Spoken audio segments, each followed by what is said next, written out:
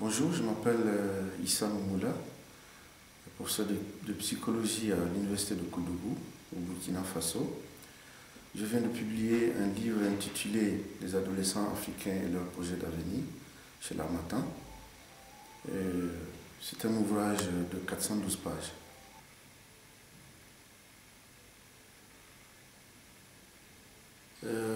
C'est un livre qui s'interroge sur comment des adolescents parvenus en phase de transition vers l'enseignement supérieur, c'est-à-dire vers l'université, élaborent leurs intentions d'avenir, c'est-à-dire comment ils opèrent leur choix de filière de formation à l'université et plus tard les métiers auxquels ils aspirent.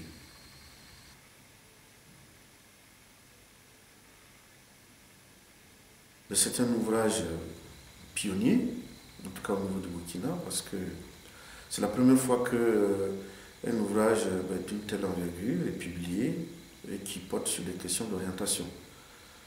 Et donc ça sera en tout cas un repère pour les conseillers d'orientation qui sont déjà en fonction, et puis pour les élèves en formation, donc les élèves conseillers d'orientation en formation.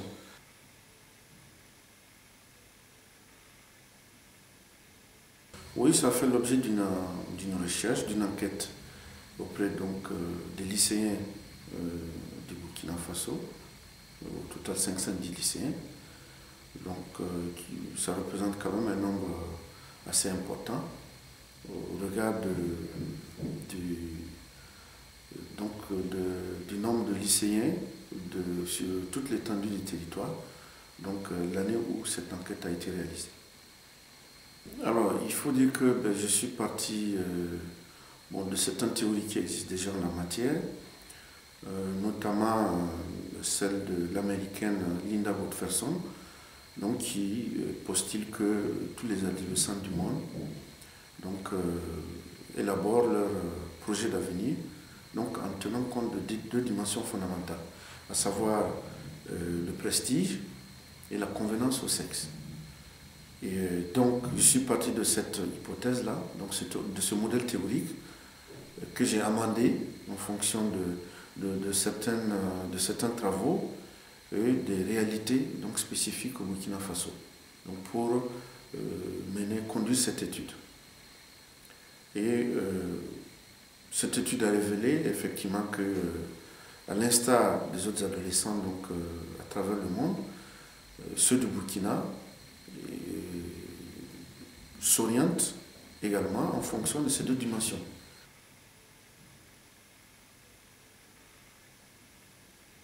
En matière de choix, les difficultés auxquelles les lycéens font face résident essentiellement au niveau de l'accès à l'information sur les formations et les professions, des difficultés liées aussi au conseil, et puis d'une manière générale l'orientation au niveau de l'université, donc l'accès même aux filières de formation. Je fais l'état des lieux du système d'orientation, des dispositifs qui existent et bien sûr des insuffisances, des faiblesses. Et parmi ces faiblesses, c'est le ratio conseiller d'orientation élève. C'est un ratio quasi, je dirais, nul, parce que figurez-vous que, contrairement à ce qui se passe en France, les conseillers sont obligés de faire tout le pays, tous les territoires, donc toute l'étendue du territoire, pour aller à la rencontre des élèves et donc pour organiser des séances collectives d'information, une fois l'année. Et ça ne suffit pas pour impulser une démarche personnelle d'orientation. Donc ça, c'est un des aspects que j'aborde dans ce livre.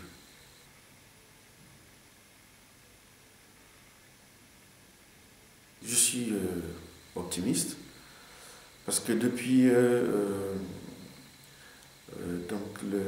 la réalisation de cette enquête,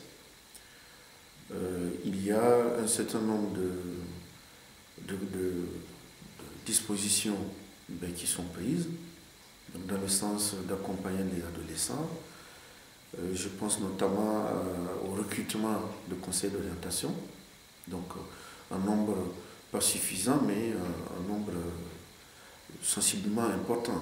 Donc en conclusion, je dirais que dans les années à venir, nous allons tendre vers ce que j'ai proposé, et vers en tout cas les expériences que j'ai essayé d'élaborer vers la fin du document.